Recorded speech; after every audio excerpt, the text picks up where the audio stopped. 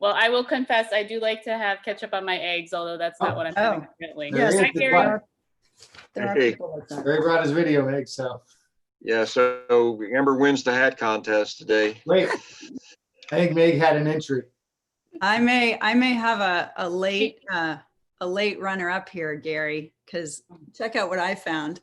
Oh, look at that! It's And Laura. all right. Hey, Laura! Laura's got one too. Wow. We're gonna have to take a vote now. That's awesome. I'm gonna get it on properly since Laura's got hers. I gotta get it on over my ponytail. Yeah. Getting it on over my ponytail was never a thing I had to worry about in the actual working world.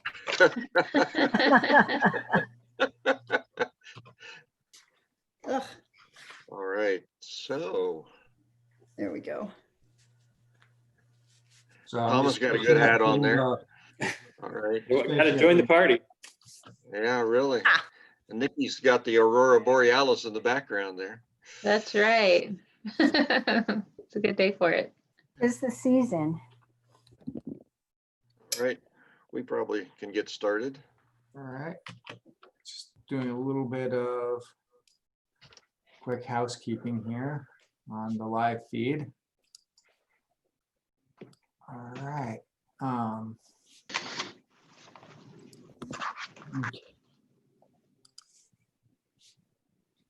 So how much longer are you interim? When does Well, Evan take today's over? the 23rd, so I think that makes it 7 days. Okay.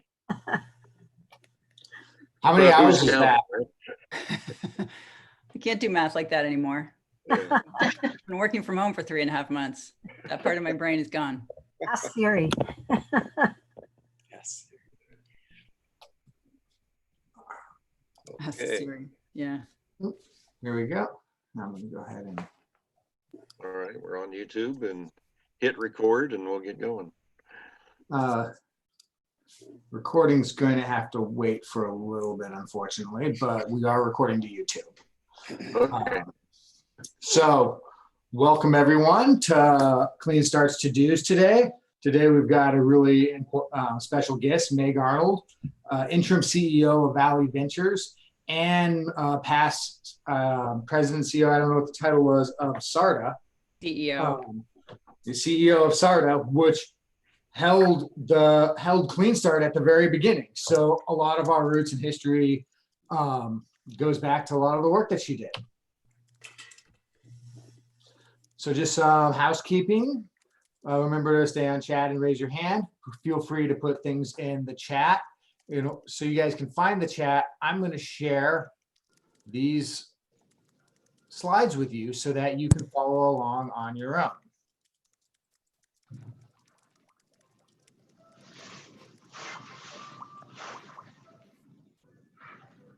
So you will see the slides in the chat when it comes up for me. Yeah, I'll pop up here in a minute.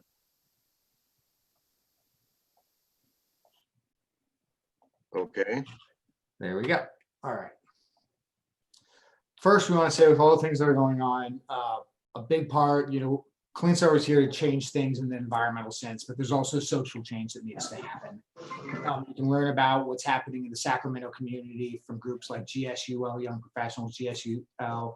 There's the Green Lining Institute, making sure that sustainable and economic jobs and environmental jobs benefit everyone economically. We also have some great mentors in the Sacramento area around diverse city ventures and Tech Star Fund and Black Star Fund. They support growth in the Sacramento area and help invest in Black-owned businesses. We'd like to recognize our sponsors, Blue Tech Valley, Sac State, SMUD, and Weintraub Tobin. In our pivot to the digital world, we've been able to do it with their support, and we're very grateful for that. And now I want to do some quick announcements. So up later this week, we have Judy Nautilly, who's actually on the call here. Hello, Judy. Ombudsman at the Air Resources Board, and she really works to help support small businesses. So if you're a startup and want to figure out how do you work with the Air Resources Board, she is a great liaison and resource for that. Additionally, I want to highlight the Mayor's Climate Commission again. We talked about that a little bit last week with Julia Burrows, but they're going to have some reports coming out, I think this week, that are going to be really set the direction for the region in climate change. Also, there's the region recovery today at 1 p.m. Meg, you want to tell us a little bit about that? Because you just introduced that to me. Sure. It's an event this afternoon. It's a virtual mini summit, they're calling it. It's called Regions Recover Together. They've currently got about 800 people statewide signed up. It's not specific to clean tech, and it's not specific even to climate change, but it is specific to the importance of, in a state as broad and diverse as California, of regionally oriented recovery strategies from the current economic condition that we're in, and particularly triple bottom line focused economic recovery strategies. So those are ones that focus on economic recovery, on the environment, and on equity. And so this is really intended to be kind of a, I don't know, for lack of a better word, meeting of the minds kind of an event, obviously virtual, and happy to share the link in the chat, actually, if that would be useful to anybody. Oh, I can share it right in the chat so you guys can follow it. Also, these slides all have links in them, so you can go and click there. To go with the regions recovered. Also, later this month is Valley Vision's Future of Work, which I suggest you guys check out if you're wondering, okay, what is the workforce going to look like, in the next 5, 10, 20 years? Valley Visions has put together a really good event around that. So I suggest you go and check that out. Also for startups, Valley Ventures, not Valley Vision, Valley Ventures Accelerator by Blue Tech Valley is, I believe, still open and accepting applications for it, which is a great resource to help grow and accelerate your business. Other resources to help accelerate your business: Sac State's engineering department, Sac State's Center for Entrepreneurship and Innovation is having their Lean Innovator Series starting this tomorrow, and also grants for startups. The best thing about getting a grant for your startup is you don't have to pay it back. And there's a resource, Sidel, who has started a company in the region called opengrants.io. He's partnering with Sacramento State to bring you some information about it. So I really suggest you go and check that out too and sign up for it also. Again, these are all linked. So make sure you get into this and make sure that you click on the links.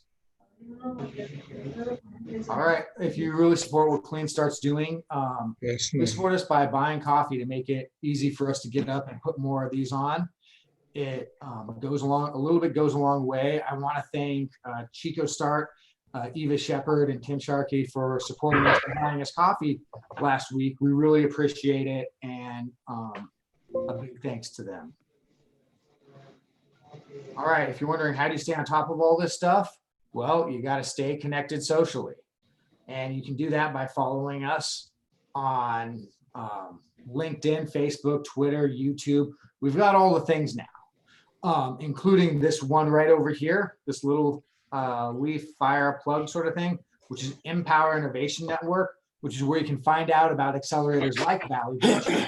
So I suggest if you're a clean tech startup, get into this document, click that link, and sign yourself up.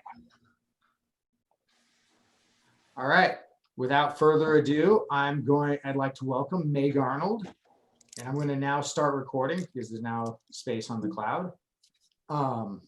Welcome, Meg Arnold, interim CEO of Valley Vision and founder of GSD Consulting. Thanks, Thomas. It's good to be here. Good to see some really familiar faces and names, and also some new ones. That picture on the screen is when I, used to do what we all used to do, which was like wear work clothes and gather in places with other people. So now I just wear, sometimes I wear a nice top and then shorts. So, and I'm sitting in my house, as we all are, presumably still. I just want, I'm really glad to be here. I really was honored when Thomas reached out As he said, SARTA was home to CleanStart for a number of years, although I wouldn't actually call it the beginning, because Gary and Mark Henwood got CleanStart going through the McClellan Technology Incubator, or at least related to the McClellan Technology Incubator, a few years before SARTA became its home. But we were its home for about 5 or maybe 6 years or so, and it was a pleasure and a joy. And it remains a pleasure and a joy to see what CleanStart has continued to do, not just for itself, because that's not the point, but for clean tech in this region in the years since SARTA. So it's a pleasure to be here today, and I really appreciate the invitation. If we can go to the next slide, Thomas. I don't do that, do I? That's you. Yeah, okay. So Valley Vision is a 501c3 nonprofit organization based in the Sacramento region, and we work generally across the 6-county capital region.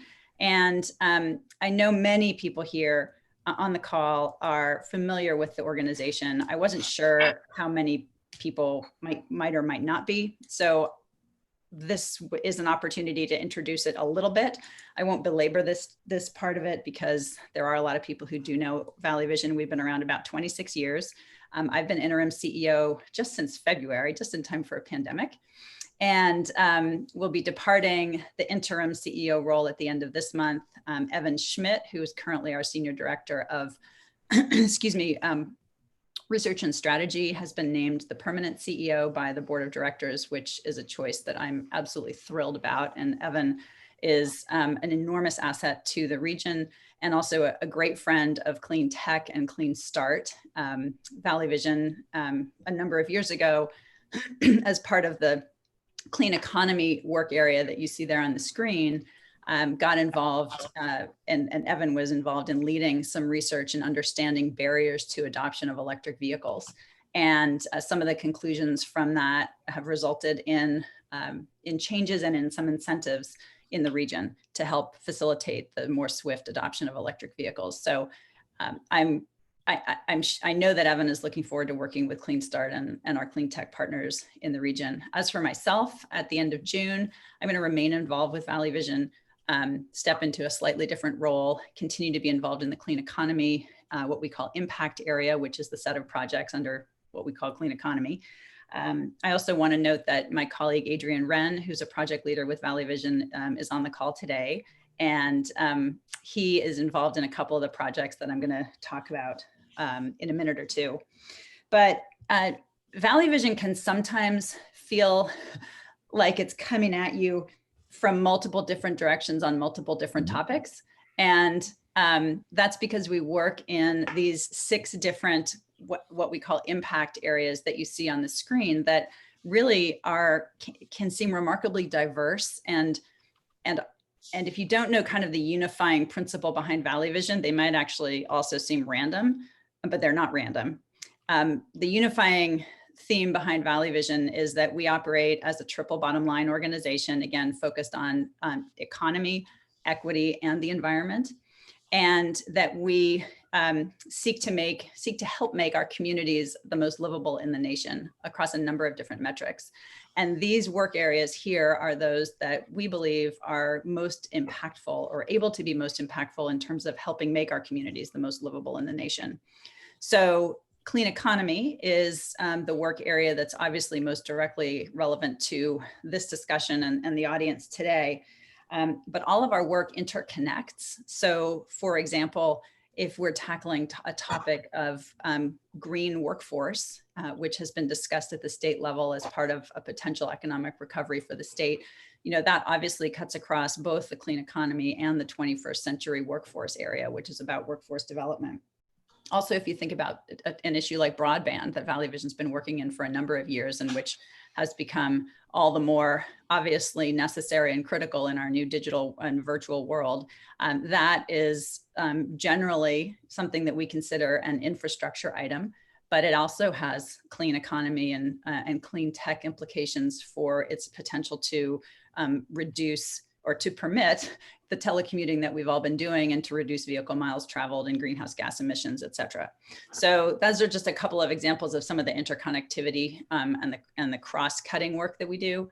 We're a team of 12 at the moment. And plan to remain that. We will see what the COVID economic future holds for Valley Vision as we will for the rest of the region. I think that was all I wanted to say on this particular page, Thomas. So if you could jump forward. So here's a sample of some of the work that we're doing. The three items across the top are some of our more substantial recent work products in the clean economy. We manage, on the left-hand side there, we manage the Cleaner Air Partnership, or CAP, for the Capital Region. This is a long-standing, informal, but very firm partnership in support of air quality standards, federally regulated air quality standards, which aren't directly connected, shall we say, to greenhouse gas emissions and climate change issues, but obviously emissions are emissions, and there is that interplay. Cleaner Air Partnership was founded 25 or perhaps almost 30 years ago by both the Metro Chamber of Commerce and the Breathe California Sacramento region. So a health-related nonprofit and a business group coming together to recognize and acknowledge the importance of air quality in our region. We have consistently not met federal air quality standards for a number of reasons. I won't get all technical and wonky. I've learned a lot more about air quality in the last 3.5 years than I had any idea I ever would. And it's fascinating and extremely technical. But we manage that cross-sector partnership. And I think it's a great example of the work that Valley Vision does, or the way that Valley Vision works, because we bring together parties from the private sector, from the public sector, from the air quality regulatory agencies in this case, and from the nonprofit sector, and to bring them to a common shared table and find mutually acceptable solutions and resolutions to challenges. And my husband is in the background picking up his computer, because this morning I get this room. Wave. Oh, there he goes. The one on the project on the far right is one of our newest ones. It's the Community Air Grant that we secured through the Air Resources Board at the end of 2019, and we've recently launched. It's a 2-year project to bring greater awareness of air quality to 2 specific neighborhoods in Sacramento. It's a really interesting example of how the Air District is moving, the Air Resources Board is moving the state into much more neighborhood level and community specific awareness of air quality, awareness of and handling of air quality issues. And so we're really pleased to be launching that. The item in the middle was almost a year, actually more than a year ago at this point in time, but we do regular public opinion polling of residents in the region. And that poll was on the environment. And you may have seen some of the media coverage of it about a year ago. It got a lot of play. The results were really, really supportive of the fact that this region and the residents in it recognize and prioritize the importance of environmental protection and climate and environmental action. And so we were fortunate to be able to present those results to a number of the leadership organizations in the region, including a presentation to SMUD's board, to the Air Quality Management District board, and to a number of other venues. And it did also get some good recognition in the press. We have the next of our public opinion polls coming out early in July in partnership with a media organization here in our region for the first time. This one is not about COVID. Sorry, this one is not about the environment. It's about COVID. But we did include, yeah, slip of the tongue, right? We did include some questions about behavioral changes with respect to telework and remote working, and preferences, people's preferences for continuing to be able to do telework once it's no longer, technically required. Some of the other stuff we do, these other items at the bottom, are ways in which we serve in kind of, I don't know if they would call them leadership capacities, but sort of volunteer capacities in other larger efforts. The Capital Region Climate Readiness Collaborative is a 6-county effort focused on climate adaptation actions. So not mitigation, but adaptation. The item on the lower left, which you say as ARCA, which is kind of like SARTA. It's a 5-letter acronym, but and it sounds sort of like a word, but not really. ARCA is a statewide network of the kind of organizations that are working on climate adaptation. So we get to connect with folks across the state doing similar things. And then as Thomas mentioned earlier, the Mayor's Commission on Climate Change, which wraps up on Monday with its final meeting and its final report, is something that I've been honored to serve on for the last couple of years. It's focused specifically on the cities of Sacramento and West Sacramento, as I know Julia Burrows mentioned when she was on last week or the week before, and is making recommendations that the mayors Cabaldon and Steinberg encouraged commissioners to aim to be bold and to be ambitious. It's making recommendations that will hopefully be bold and ambitious to enable the cities to meet carbon zero by 2045. So obviously the Mayor's Commission is Sacramento and West Sacramento specific, but I think a lot of the priorities and recommendations that it makes could signal or at least be good guideposts along the way to other jurisdictions in the region and elsewhere. So Thomas, I think that's all I've got on this slide. So I know this is called ToDos, and so here are my ToDos. I wasn't quite sure where to go with this, so I kind of went all over the map. There's a whole range of things on my mind right now, not just because of the weirdness of the time that we're in and the uncertainty of how things are going to go next, but also because I'm myself in transition and figuring out, although I will continue with Valley Vision in some form, but also figuring out what else in addition I'm going to be doing.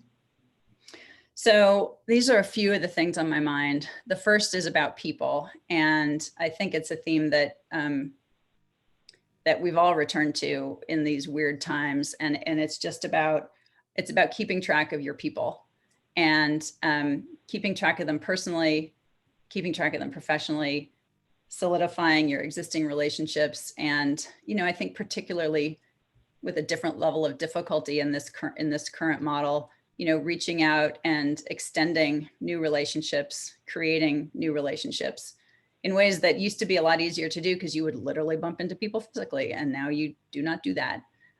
So that making sure that we're all, so one of my to-dos and what I would suggest is to make sure we're all focused on our people as we all get through this together. So then shifting a little bit to a, you know, more of like what's in my professional brain. There's been a lot of talk about kind of what are the intersections with or the lessons learned from COVID with respect to climate change. And I hosted the Capital Region Climate Readiness Collaborative, which I'm chair of this year, hosted a workshop a few weeks ago. I think it may have been actually mid-April, which is like 18 years ago at this point, where we were talking about exactly that. And Kate Gordon from the Governor's Office of Planning and Research was one of our speakers. And, you know, and she really pushed back on drawing too many comparisons for a whole host of reasons that were really good. So I think what I would say is it's really important right now to walk the talk on climate change. And if we're in clean tech, and we're launching or we're running a clean tech company because of our underlying convictions about, you know, what we need to do for the world, all the more important right now to walk the talk. And probably one of the easiest, most obvious ways to do that is just to extend remote working and teleworking to the greatest extent possible for as long as possible. The vast source of our GHG emissions in this state are mobile source, mostly from personal vehicles and light duty trucks. And if we can continue to limit that in a really meaningful way, that will be all to the good. You know, I think we've all been surprised in the last 3 months how much more successful remote work can be than we all probably thought it would be able to be. It obviously is not the same as in person, but it gets a heck of a lot further on the way there than I think a lot of us would have expected. I think the other thing that's hard to balance is obviously COVID and its economic impacts have been devastating and entirely unlooked for, and really difficult to manage and really difficult to figure out, having created incredible levels of financial stress, both in the private sector and in the public sector, and increasingly in the public sector as we look at what public budgets are going to be looking like in the next fiscal year. And yet at the same time, climate change obviously is not going to stop. And even if we achieve a 12% drop in GHG emissions this year, as some have projected, given everything being shut down, that is not something that is going to be repeated. And it is not something that will make a material impact in the long run as a one-time event on climate and the way climate change is moving. So, I think we need to find a way to do both. We need to find a way to recover, obviously, from all that is happening with COVID. And also, we need to find a way to make sure that we keep our eyes on climate change and we keep our actions in place on climate change. And I do not have that silver bullet at this point in time, but, and it's not a single silver bullet, obviously. But I think that in this sector puts the emphasis all the more on the imperatives of creativity, of innovation, and of products and services with material, meaningful, near-term impact on those measures that are driving climate change. And I guess the last thing I would say about climate change here is I really see an opportunity in the emergence and the growing conviction in the financial markets that climate change risk is a material, financial, and systemic risk to companies. And this really puts the decision-making about climate change actions at the corporate level in an entirely different footing. We're accustomed to companies thinking about their reputation, their public reputation, or their reputations to clients and customers of, their green stance, so to speak. We're also accustomed to thinking about the usefulness in some circumstances of government mandates or of government incentive programs to require or to motivate corporate decisions that are more favorable to green than not. And those are really important levers, but the most substantial lever from a corporate environment context is that of money. And it's, the cost of operations and the cost of capital. And if financial markets are beginning to price in long-term systemic climate change risk to things like corporate bonds or even public sector bonds, that is what I believe the most powerful lever to meaningful change in that sector. And so I would recommend that we all keep our eye on that progress. Moody's, 427, TCFD, Ceres, the nonprofit that works with the capital markets, all of these organizations are doing really interesting things with financial and systemic climate change risk. And I'd be happy to talk or at least make some further recommendations. And then the last thing I want to touch on is equity. It's such a hard thing it's such an obvious and difficult thing to speak to, given the pain that we've seen in the country in the last few weeks. We recently, not just we, but a number of partners in the region recently launched a new regional economic recovery and growth plan called Our Path Forward, the Prosperity Strategy, which from its inception was intended to be an inclusive economic growth strategy in a way that explicitly calling out inclusive and equitable growth for all members of our communities in a way that prior economic plans had not explicitly done. And a lot of that was based on the growing awareness of the growing disparities across racial and ethnic lines, most often in our communities, including disparities in income, in educational attainment, in employment possibilities, in connectivity, i.e. the broadband issue, and ultimately resulting from all of those in overall opportunity. And, inclusive growth is an imperative. It's an imperative for businesses, for our communities, and it's also an imperative, I believe, for all of us in our responsibility to our fellow humans. So I would urge, part of my to-dos is for myself as I go forward, and Valley Vision as it goes forward, is to make sure that equity is front and center in the work that we do. And so I think I will stop there. Thank All right, you. well, that was terrific. Um, Meg, one thing about the dealing in our community here, we just seem particularly fractured. So many local jurisdictions, so many little cities. And just as an observer, it seems to me like they have trouble working together. And you've been in the middle of this for a number of years. Is the ability of all the local jurisdictions to pull together on this getting better, or about where we were before? I take some instruction from the fact that the Mayor's Climate Commission is only Sacramento and West Sacramento, but at least it's better than each city doing it on its own. So working interjurisdictionally is a challenge. So many of the systems are set up, whether it's a taxing system or otherwise, are set up to motivate jurisdictionally specific behavior. And so we have things like SACOG, our Council of Governments, that unifies all of the jurisdictions in the 6-county region. And SACOG recently successfully updated its Metropolitan Transportation Plan and Sustainable Community Strategy, which is the long-term transportation and to some degree land use plan for the 6-county region, as it was required to do both by the federal and state legislation. That's one of the unifying forces or levers. I think there's also great promise in some of these more informal partnerships that bring together diverse jurisdictions. So the Capital Region Climate Readiness Collaborative, for example, has a number of individual jurisdictions that work together on issues of climate adaptation. City of Woodland just joined yesterday. We have Placer County as well in the Capital Region Climate Readiness Collaborative.